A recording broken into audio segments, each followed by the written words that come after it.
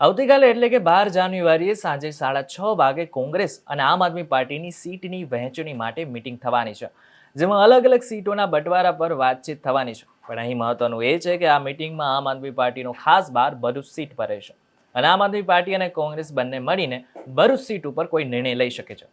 જો કે હજુ એ સ્પષ્ટ નથી કે કોંગ્રેસ આ સીટ જતી કરશે કે નહીં, કારણ કે કોંગ્રેસના અહેમદ પટેલના દીકરી મુમતાઝ પટેલને પણ ચૂંટણી લડવાની ઈચ્છા છે. પણ કોંગ્રેસને આ સીટ આપવામાં પણ કોઈ વાંધો ન હોઈ શકે, કારણ કે મનસુખ વસાવા છેલ્લા 6 ટર્મથી ભરૂચના સાંસદ છે. એની સામે મુમતાઝ કરતા ચૈતર વસાવાની પકડ વધુ છે. આથી કોંગ્રેસ આ સીટ જતી પણ કરી શકે છે. પણ અહીં એ સમજવા જેવું છે કે ચૈતર વસાવાના સમર્થનમાં જેવી રીતના આદિવાસી સમાજ બહાર આવી રહ્યો છે, તે જોતા જ લાગી રહ્યું છે કે ચૈતર વસાવાની આ વખતે લોકસભામાં જીત થઈ શકે છે.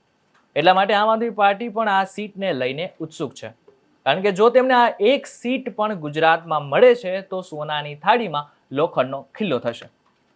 ચૈતર વસાવાના જેલ ગયા પછીથી ભરૂચમાં રાજકારણ ગરમાયેલું છે. લોકો હવે ખુલીને બહાર આવી રહ્યા છે. નેત્રંગ ખાતે આમ આદમી પાર્ટીના રાષ્ટ્રીય સંયોજક અરવિંદ કેજરીવાલ જ્યારે આવ્યા ત્યારે હજારોની સંખ્યામાં ચૈતર વસાવાના સમર્થકો પણ આવ્યા હતા. અને એ જ સભામાં અરવિંદ કેજરીવાલે જાહેરાત કરી દીધી હતી કે આવનારી લોકસભાની ચૂંટણીમાં ભરૂચ બેઠક ઉપરથી ચૈતર વસાવા ચૂંટણી લડશે. अगर आज आप चुप रहे, अगर आज आप चुप रहे, अगर आज आप बैठे रहे तो ये बीजेपी वालों के हौसले बुलंद हो जाएंगे. कल अगर कोई भी युवा आदिवासी समाज से खड़ा होगा तो उसको कुचल दिया जाएगा. हमें चुप नहीं रहना, उठो, खड़े हो जाओ सब लोग. और आज हम लोगों को ये बीजेपी को संदेश देना है कि अब इनके अत्याचार नहीं चलेगा, अब इनका अपमान नहीं चलेगा. ये अपमान हम सहने वाले नहीं है दोस्तों, आज मैं ऐलान करना चाहता हूं, आम आदमी पार्टी की तरफ से आने वाले लोकसभा चुनाव में भरूच सीट से चैतर वसावा लोकसभा का चुनाव लड़ेंगे.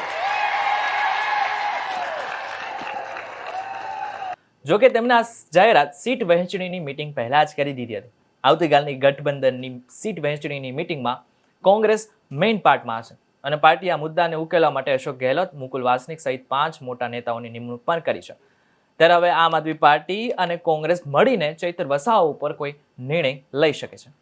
ત્યારે આ બાબતે તમારું શું કહેવું છે અમને કોમેન્ટ કરીને ચોક્કસ જણાવશો. જો વિડીયો થકી તમને કોઈ માહિતી મળી હોય તો વિડીયોને લાઇક અને શેર જરૂરથી કરજો. આવા જ અન્ય સમાચારો માટે અમારી ચેનલ નિર્ભય ન્યૂઝને સબસ્ક્રાઇબ કરવાનું ભૂલશો નહીં. આભાર.